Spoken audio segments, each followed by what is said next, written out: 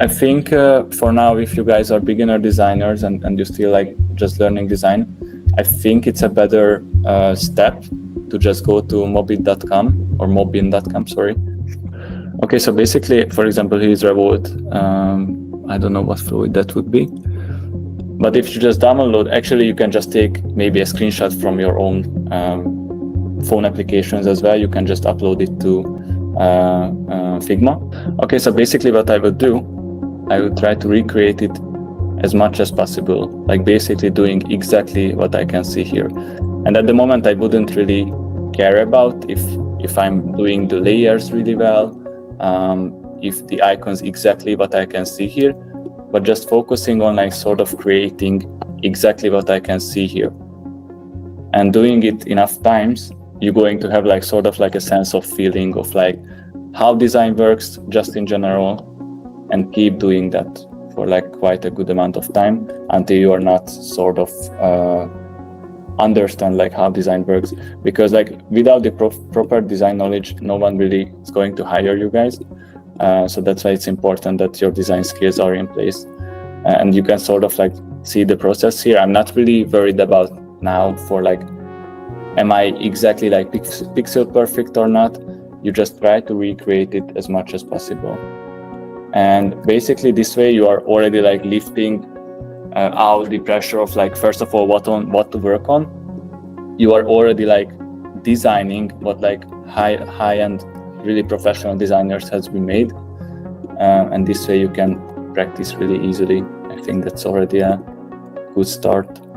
But basically you can see the process. Like when I started out in designing, I was doing it for like a lot of favorite applications of mine, and it was really awesome and I really enjoyed it. And also it gives you like a really good feeling after you finish a few of these screens. You sort of feel like that you can create like something really awesome and something professional.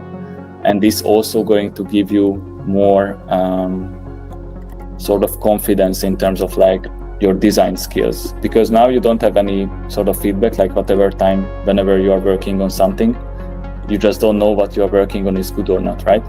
But if you are creating something, professional work, professional design, you already know that you are definitely in the good path. But like that would be the process and the approach which I would take, is like find applications which I enjoy anyways, which I'm using, for example this one from Monzo. And if you are doing this, like let's say you are saving like 3 of these images, you're going to Figma, you're trying to recreate it as best as possible. And you know, it's also like a good exercise, like how the hell are you going to recreate this background image here, like what the hell? But you have to find solutions for this. And now maybe you are thinking that I don't know yet. Me personally, I don't know either, but probably if you try enough times, you're going to find a way to do so. So yeah, this would be a good starting point. And after you are more comfortable around like Figma, how to do the auto layout, how to do different styles, how to handle different layers in here, then that's the point when you can start thinking about creating like sort of like a study project. But you know, learning to design is, I believe it comes before creating like a whole project. And unfortunately, this whole process of like learning basically anything is not automatically, so you guys definitely need to spend some time, at least I would say a good like 3 to 6 months on like only practicing design. And it's good, you can work on project ideas as well, but focusing more on like how to create good design is more important than figuring out how to create a good case study, because a bad case study with good design going to get you hired, but like a good case study with a bad design in there definitely won't make the cut. So that's why I'm pressuring this idea here. So just to be clear, when I look for like apps that I like and try to like remake them on Figma, am I focusing more on my ability to use Figma like comfortably and do things quickly and know how to do them, or more like the design aspect of those apps? They can dance simultaneously, like at the same time. I think at the beginning, when you don't have that much design knowledge, I think it's good to just focus on like the sheer design aspect of it, like how do you design stuff in Figma. I think that's one thing. And then after you created like a few of these pages, that if you keep making designs, you're going to notice like sort of different design patterns, which is basically like going to teach you how to design.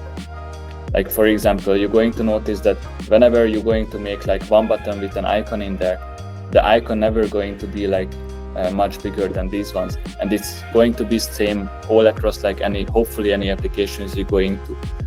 Most of the cases, like you're going to have like a one background and like sort of like a smaller icon in there. But for example, this is going to be the same in every design, which I'm saying by that, if you keep making these, then you're going to notice like different patterns, and those patterns are basically going to teach you how to design. So for first, like starting out, I wouldn't recommend like think that much about like how you're designing or sort of what are the design patterns. But over time, you're going to learn them either way. Like for example, when I started out, I remember clearly I was using like way bigger body text than I should have done. And you know, I needed like a lot of time and practice to like realize that, by the way, in most cases, if you're using like too big body text, it looks really unprofessional. It looks bad. Meanwhile, if you're using like, let's say, I don't know, I would guess it's like 14 pixel and this is like 16 or maybe 18 pixel big. This is sort of general in every application. Like if you are using like a normal paragraph or like a body text as like a 16 pixel and sort of like a caption or like smaller body text as 14 pixel, it's going to be sort of the same all over in any application, because it's just general typography rules, which will be used all over any design basically. And also if you just go to any website, I don't know what this website is going to be. I'm just trying my luck. So I'm guessing that, you know, for example, this text is going to be like sort of like, I don't know, 12 or maybe 14 pixel maximum. Yeah, it's 14 pixel. So, you know, these are like, for example, design patterns which are going to be the same all over across phone applications and across website applications. But my point is that there are like design principles which are going to stay the same no matter where you are designing. And those are the design principles which you need to focus on when you are starting designing and when you are learning designing. And I believe that the best way of learning is like doing. And that's why I suggest doing this is like more useful than, let's say, reading books on these design principles or like, I don't know, watching the 100 YouTube video on like how to design. While if you keep doing and keep copying like professional work, and it's also like a good advice for beginners that copying from the best at the beginning is like, I think it's much better, like a much better approach than, you know, trying to figure out everything by yourself, because it's much harder. Yeah, because until you don't understand how design works, it's really hard to make something good. But if you already understand how to design and you already have a little bit of experience and then you already practice it, how to do it, you know, probably out of the blue you could create something good as well, which looks good, works good. But yeah, practice is key in this scenario. So going back again, Ali, to your question, I rather suggest like focus on like using Figma, making professional design, and then just sometimes think about like why those designers who created this homepage for Revolut, for example, why do they make these design choices? It's not something which you have to think constantly about, but you know, just sometimes think about it, like why this, like for example, why this no transaction, like I would, you know, probably if the user is like already spent some money, it would be here, but why these two item, like this customize your home screen and this transaction table is not together, for example. This is something which I could ask, and probably the designer who made this decision could argue with me that it's important for users to make to distinguish the transaction from the, I don't know, whatever that would do, like from the customization options. Or I could, you know, think about like why do I even need the customize your home screen button on the home screen? Like, is it that important for the user to customize the home screen? This is also like a good question to ask. I would assume that this only comes up first time when the user uses it, or maybe the first few times, and probably it's going to disappear because this feature for Revolut, for example, which is a smart finance app, you know, how it looks is not that important. It's somewhat important, but it's not like a key core feature for an application which is about finance. So it's sort of like make your application more personalized, and sort of this way it connects the user more for the application. So for the first few times when you're using it, it probably makes sense to have it here. But I would assume that after you are using it a few times, it's probably going to disappear. And maybe it's going to give you like a tooltip or where you can set it. But yeah, so these are the things which I would think about, like maybe a designer, why could have they made this choice? And now, for example, with this customization, I came to the realization that it's important for them to like keep the user, because if the user has more investment in the application, meaning that they maybe choose like a different image from their gallery, or maybe they, spending some time, like 10 minutes on like choosing their favorite color or their favorite, I don't know, whatever background here, they already going to be more invested into this application emotionally, because they feel that it is their own. Like, for example, this is like a good exercise of like, questioning basically everything which happens on the screen and just figuring out like why the designer who created it could have made this choice. At least in my experience, it was really intimidating to like see professional designs, and I was thinking like, oh my god, I never will be this good designer, and oh my god, how can I make these designs better? But you have to also understand that no design is perfect at all. Like, designing is like always like a never-ending iteration process. And even now you're looking at, I think it's something Coinbase. Here on this application, for example, you can invest into money. And you would think that probably it's perfect, the user flows are really perfect.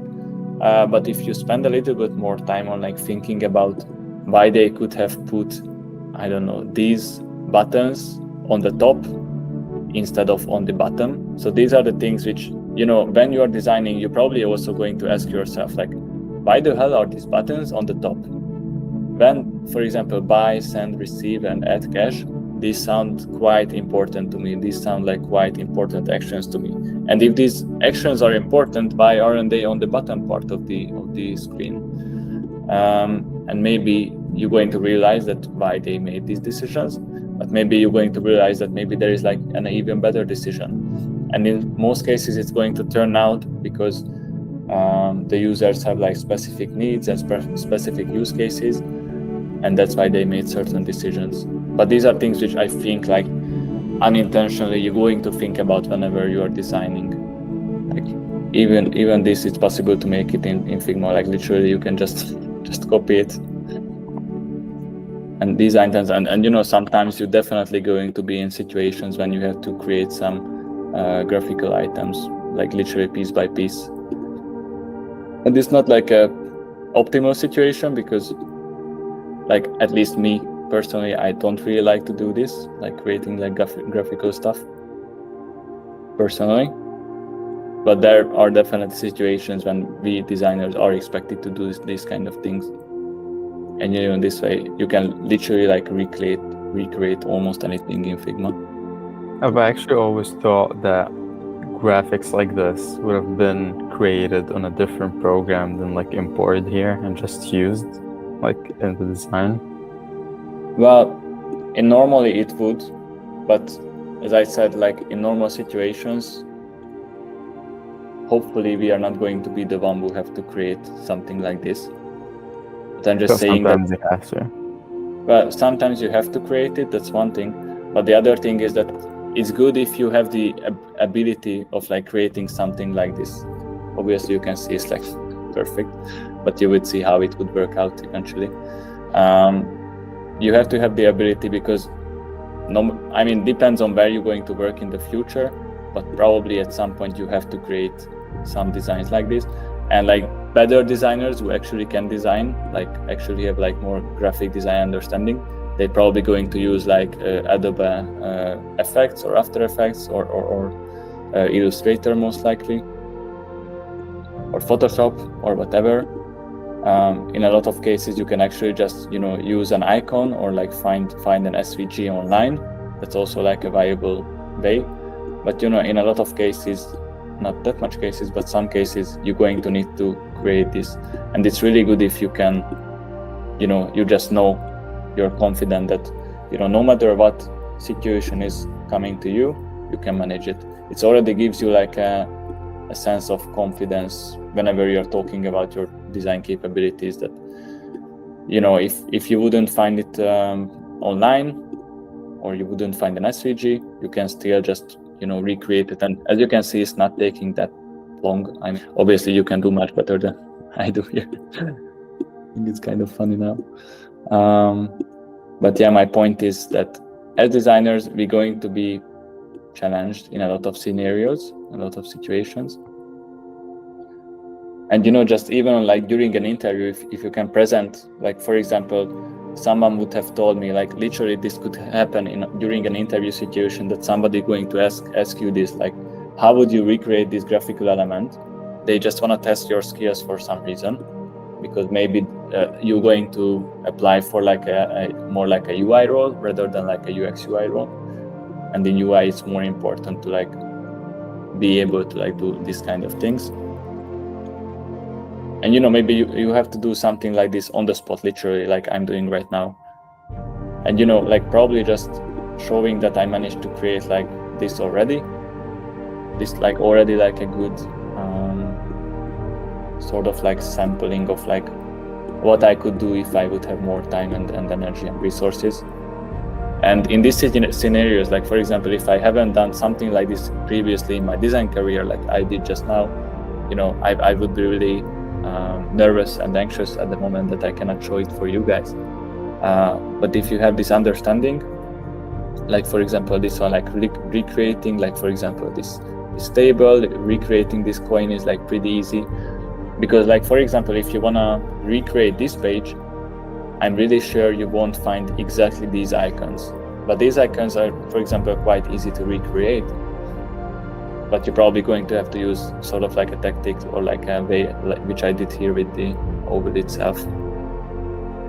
Like, yeah, because normally you would be able to find like pre-made icon sets online. But in this situation, since these icon sets are like really customized, you probably won't find anything like this. So in this situation, it's like good if you know how to handle it. And, you know, it's like a good exercise as well. It's just like, you know, it's also important that you know how to use the pen tool itself, like how to use these kind of things. It's also important because in some cases you're going to need it as well. And if you know how to use it, it's already like a good exercise. So basically, no matter what you do in Figma, no matter if it's good, bad, or wrong, or really awesome, it's going to help you to be a better designer. And I think at the end of the day, this is the point of this exercise.